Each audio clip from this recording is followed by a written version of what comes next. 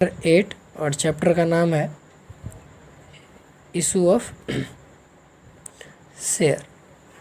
Issue of share ये हमारा chapter होगा अभी का। और इसमें पहले हम एक चीज़ समझेंगे। 11th में हमने पढ़ा है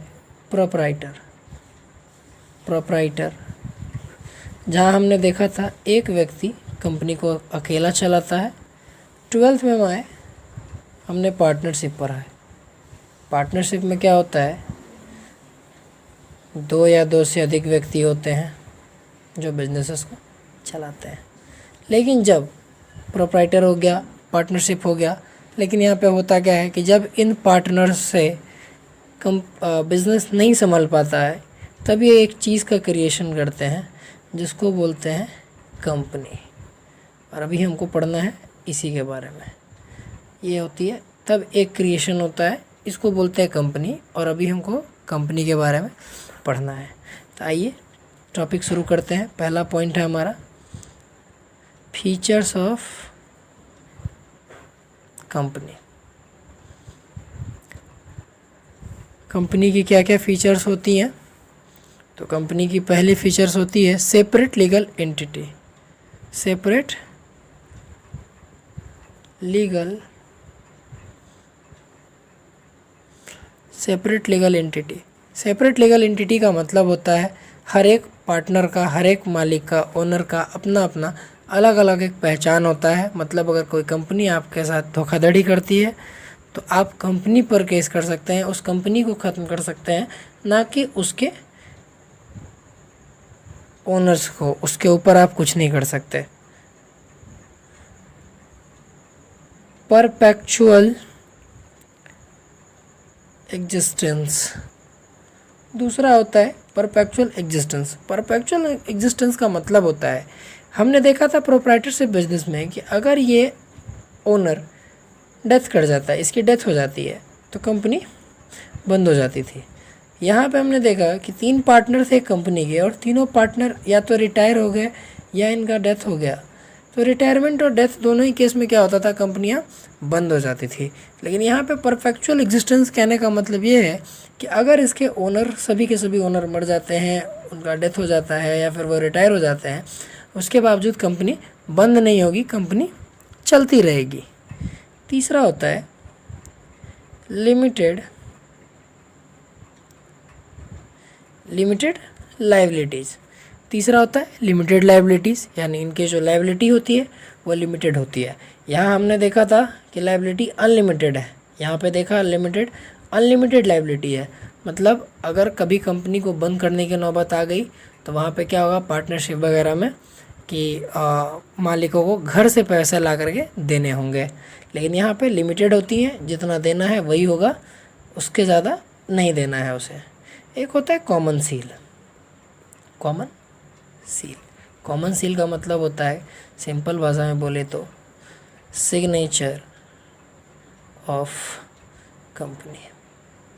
जैसे हम अपना सिग्नेचर करते हैं, वैसे कंपनी का एक सिग्नेचर होता है, मोहर होता है, वो कहलाता है कॉमन सील। और एक होता है transferability of shares. Transferability of share. Transferability of share का मतलब होता है कोई एक पार्टनर, कोई एक ओनर अपना शेयर किसी दूसरे को बड़े ही आसानी से ट्रांसफ़र कर सकता है। ठीक है, हम दूसरा पॉइंट देखेंगे। तो दूसरा पॉइंट होता है टाइप्स ऑफ कंपनी। टाइप्स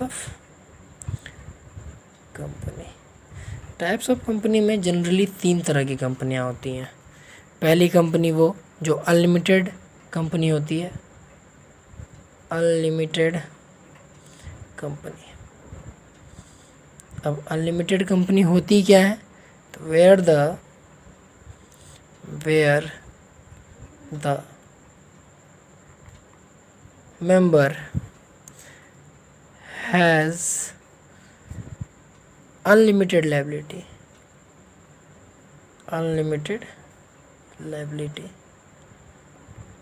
ऐसी कंपनी जहाँ मेंबर्स की जो लायबिलिटी होती है वह अनलिमिटेड होती है।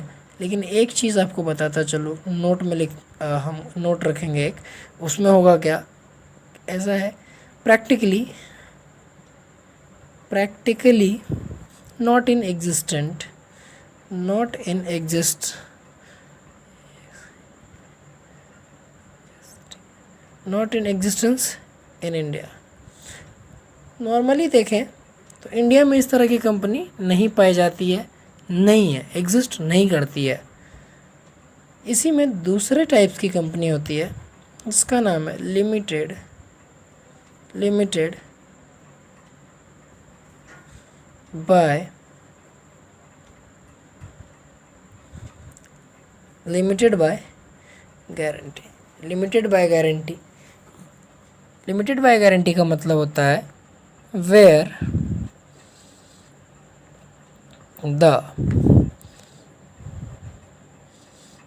liability of member is limited up to the amount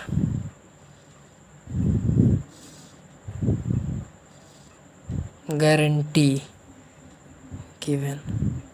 इस कंपनी में क्या होता है, ये ऐसी कंपनी है limited by guarantee where the liability of member is limited up to the amount guarantee given।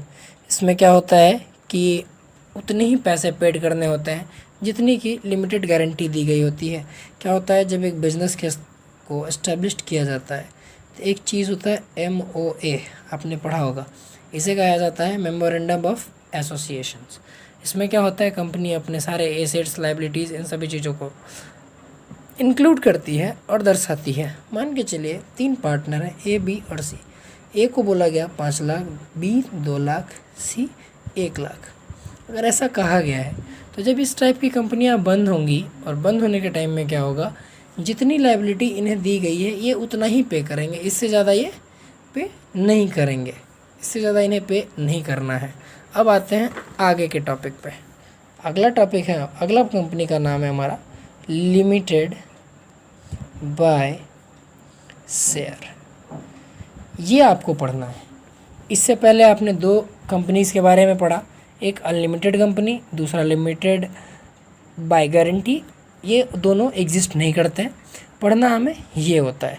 ये क्या होता है, इसका मतलब होता है where the liability of member is limited up to the amount unpaid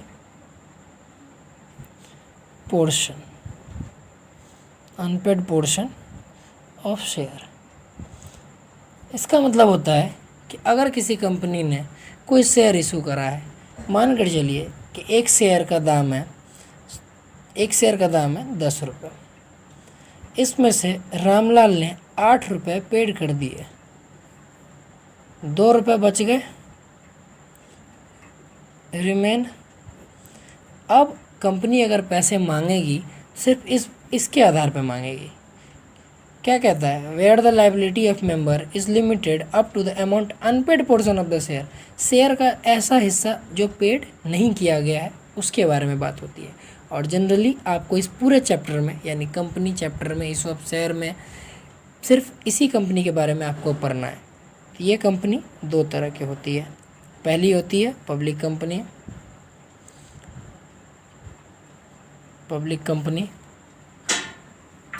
दूसरी होती है private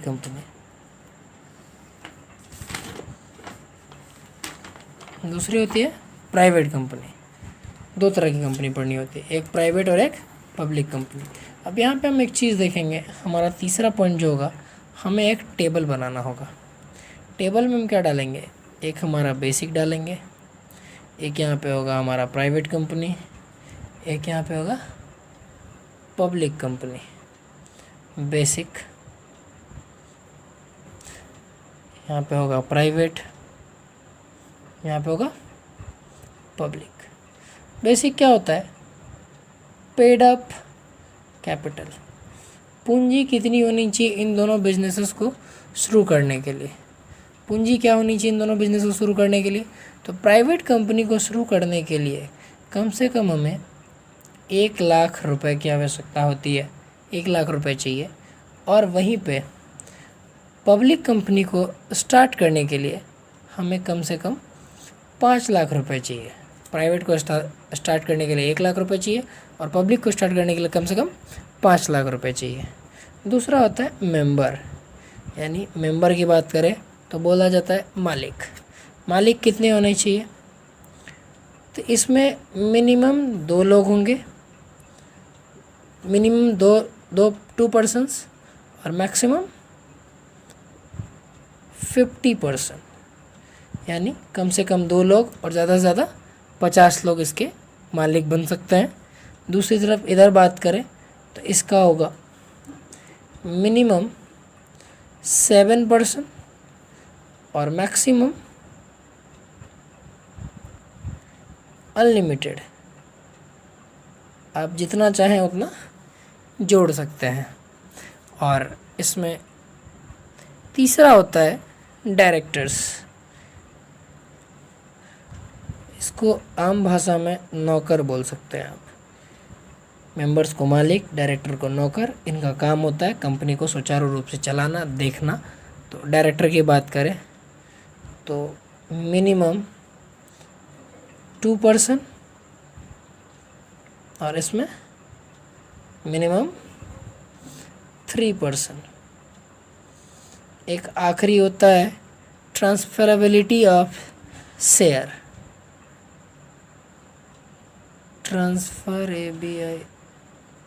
transferability of share. Private companies में ट्रांसफरेबिलिटी रिस्ट्रिक्टेड होती है। रिस्ट्रिक्टेड का मतलब होता है इसमें ट्रांसफ़र करना काफ़ी कठिन होता है। कठिन होता है कहने का मतलब किया नहीं जा सकता, लेकिन यहाँ पे आप फ्रीली ट्रांसफ़र कर सकते हैं। ट्रांसफरेबल, इसमें क्या होता है? फ्रीली आप ट्रांसफ़र कर सकते हैं। ये हमारा हो गया एक बेसिक डिफरेंट बिटवीन हो गया प्राइवेट एंड पब्लिक कंपनी के बीच। हमने यहाँ पे पढ़ा है कि पेड अप कैपिटल कम से कम 1,00,000 रुपये होने चाहिए, इसमें कैपिटल कम से कम 5,00,000 रुपये होने चाहिए। मेंबर कम से कम 2 होंगे, ज़्यादा से ज़्यादा 50 होंगे। यहाँ पे कम से कम 7 होने चाहिए और ज़्यादा से ज़्यादा अनलिमिटेड होंगे। डायरेक्टर्स में कम से कम 2 लोग और यहाँ पे कम से कम 3 लोग चाहिए। ट्रांसफरेबिलिटी की बात करें तो यह रिस्ट्रिक्टेड होती है और यहाँ पे आसानी से किए जा सकते हैं। इसके बाद एक अगला पॉइंट हमको पढ़ना है, जिस पॉइंट का नाम है 1 पर्सन कंपनी। 1 पर्सन कंपनी ये होता क्या है? तो उसमें मान लीजिए 2 दोस्त हैं, दोनों को कोई बिज़नेस खोलना है, लेकिन बात यहाँ पे यह आती है कि दोनों दोस्त एक साथ बिज़नेस नहीं कर सकते हैं। तो इसमें होगा only 1 person can form a company,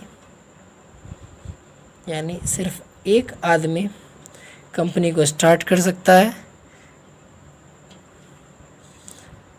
paid up capital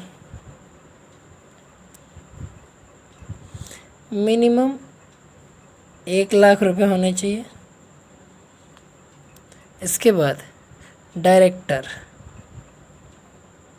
1 होंगे और मैक्सिमम 15 होंगे। 1 भी हो सकते हैं और ज़्यादा से ज़्यादा 15 हो सकते हैं। और इस टाइप की जो कंपनी होती है वो एक वर्ड यूज़ करती है, it can use the word, इस वर्ड को हम लोग बोलते हैं OPC, 1 पर्सन कंपनी। ये जो OPC है ये 1 पर्सन कंपनी की शॉर्ट फॉर्म है।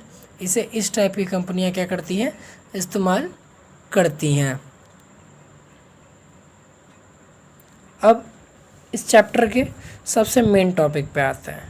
मेन टॉपिक क्या होती है कि जब कंपनी क्रिएट होंगी, जैसे मान लीजिए मेरी एक ये प्राइवेट कंपनी थी।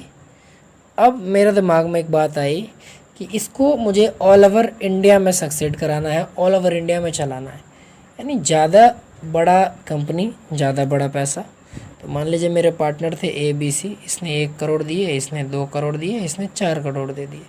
लेकिन फिर भी इतने पैसों से क्या होगा? पूरे ऑल ओवर इंडिया में हम कंपनी को नहीं चला सकते हैं, और भी पैसे चाहिए। तो यहाँ पे क्या है ना, हमारे देश की जनसंख्या 130 करोड़ है। 130 करोड़ जनसंख्या वाला हमारा देश है। अगर ये 130 करोड़ लोग एक एक रुपया भी दे देते हैं तो हमारी कंपनी को मिल जाएंगे 130 करोड़। अब बात आती है कि देंगे कैसे। तो यहाँ होता है ना, हमारे देश में सपने बेचे जाते हैं। कंपनी करती क्या है, एक चिट्ठी लिखती है जनता को, और चिट्ठी में दावा करती है कि भैया आप मुझे पैसे दीजिए और उस पैसे के बदले हम आपको क्या करेंगे, ओनर बनाएंगे। यानी आप हमारे कंपनी के क्या होंगे, मालिक होंगे, और आपके पैसे से हम अलग अलग टाइप्स की फैक्ट्रीज़ डालेंगे, अलग अलग काम करेंगे, और जिससे हमारा मुनाफा होगा और हम आपको उससे पैसे देंगे। और लोग क्या करते हैं, हमारे देश के लोग इस चीज़ को खरीदते हैं, और लोग इसको खरीद करके देखते हैं कि आखिर होता क्या है। तो लोग पैसे देंगे, पैसे आएंगे। जब सारे पैसे आने लगते हैं ना, तो कंपनी यहाँ पे एक काम करती है, यहाँ पे एक सर्टिफिकेट इशू करती है जिसको बोलते हैं शेयर सर्टिफिकेट। इसको बोलते हैं शेयर सर्टिफिकेट।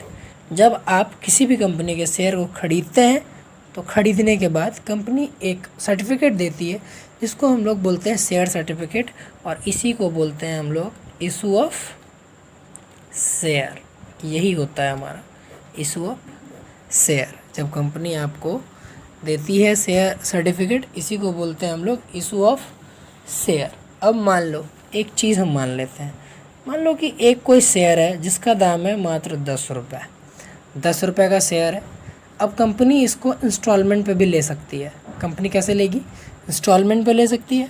तो इंस्टॉलमेंट में कैसे लेगी, फॉर एग्ज़ाम्पल आपको पहले बोली भैया आप 3 रुपये दे दो, फिर बोली कि आप ऐसा करो 2 रुपये दे दो, फिर बोली आप 4 रुपये दो, फिर बोली आप 1 रुपये दो। ऐसा करके इसने क्या किया, आपने 10 रुपये ले लिए। अब ऐसा हुआ क्यों, पहले क्या होता था कि कुछ लोग घर में बैठे हुए हैं, मन नहीं लगता था, चिट्ठी लिख दी कंपनी को। ABC लिमिटेड कोई कंपनी है, इसको चिट्ठी लिख दिया, बोला कि भैया मुझे 10 लाख शेयर चाहिए। तो कंपनी ने बोला कि ठीक है भैया 10 लाख शेयर चाहिए तो आप मुझे 30 लाख रुपए दे दो, मैं आपको शेयर दे देता हूँ। और इसके बाद जैसे पैसे की बात आती थी तो लोगों ने हाथ खींच लिए। तो इसके कारण कंपनी ने एक नियम लगाया कि अब आपको क्या करना पड़ेगा कि जब आप शेयर मेरे से लोगे तो एप्लीकेशन के टाइम पे आपको कुछ पैसे पेड करने पड़ेंगे। तो जब आप यहाँ से अपने मर्जी से जो रियल शेयर होल्डर्स हैं, जो रियली शेयर लेते हैं, ऐसा करने से क्या हुआ, पहले तो ये बोगस शेयर आना बंद हो गया, ये बोगस चिट्ठियाँ आनी बंद हो गई। अब जिन्हें असल में शेयर लेना है, जो ये 130 करोड़ लोगों में से जो असल में शेयर लेंगे, इनके साथ क्या हुआ अब कि यहाँ पे जब इस लेंगे, अप्लाई करेंगे, तो अप्लाई करने पे लगता है एप्लीकेशन मनी। इसको हम लोग बोलते हैं एप्लीकेशन मनी। इसके बाद जब आपने ये एप्लीकेशन मनी पे की और अब बारी आती है कंपनी की कि वो कंपनी आपको शेयर इशू करेगी, तो जब कंपनी शेयर आपको इशू करती है ना, तो उसको बोलते हैं अलॉटमेंट। उसको बोलते हैं अलॉटमेंट। इसके बाद अब हुआ क्या कि 2-3 महीने बाद आप आराम से बैठे थे, 2-3 महीने बाद कॉल आती है कि भैया ऐसा था कि 10 रुपये का मेरा शेयर था और आपने 5 रुपये दिए हैं अभी तक, तो भूल मत जाना अभी और पैसे बाकी हैं, तो ऐसा करना पैसा देना पड़ेगा। तो इसको हम लोग बोलते हैं फर्स्ट कॉल। फिर कंपनी एक और कॉल करती है जिसको बोलते हैं हम लोग सेकंड कॉल। आगे क्वेश्चन में जैसे जैसे जितने कॉल दिए होंगे वैसे हम लोग करेंगे, लेकिन नॉर्मली कंपनी इस तरीके से पैसे लेती है। पहले आपसे एप्लीकेशन पे लेंगी, फिर अलॉटमेंट पे लेंगी, फिर फर्स्ट कॉल और फिर सेकंड कॉल पे पैसे लेंगी। इस तरह से पैसे लिए जाते हैं। लेकिन यहाँ पे एक नियम है। अब यहाँ पे एक नियम आता है सेबी का। सेबी ने एक नियम बनाया है कि भैया जब भी तुम दो चीज़ों के बीच में, हम इसको और इसको लेते हैं, कहता है कि आप जब भी इस चीज़ों का पैसा मांगोगे, यानी फ़र्स्ट कॉल और सेकंड कॉल के का पैसा जब आप मांगोगे, तो इस बीच में आपको एक चीज़ ध्यान रखना है कि इस बीच में 1 मंथ का गैप होना चाहिए ताकि लोग पैसे चुका पाएँ। अब ये अगर आपको आज कॉल करे और कल कॉल करके बोल दे कि आप दूसरे कॉल के भी पैसा दे दो, तो ऐसे तो होगा नहीं। तो ऐसा होता है कि पहले तो आपको इस 2 कॉल के बीच में 1 महीने का गैप दिया जाना चाहिए, 1 महीने के गैप्स होने चाहिए, तब आप पैसे अच्छे से पे कर पाएंगे और आप देंगे पैसे। दूसरी चीज़, सेबी का एक और नियम, पहला नियम तो ये था कि 1 मंथ का गैप होना चाहिए, 1 मंथ का गैप होना चाहिए 2 कॉल्स के बीच। दूसरा नियम ये है कि जब आप पैसे शेयर्स खरीदते हैं और पैसे देते हैं, यानी एप्लीकेशन फ़ी भरते हैं आप, तो अब ऑन एप्लीकेशन आपको 25% अमाउंट पेड करना होता है, यानी जो भी पैसे हैं, जितने का शेयर है उसका 25% हमको पे करना पड़ता है। यानी कि 10 रुपये का शेयर है तो हमें 2.5 रुपये एप्लीकेशन के टाइम पे कैसे भी करके कम से कम 2.5 रुपये क्या करने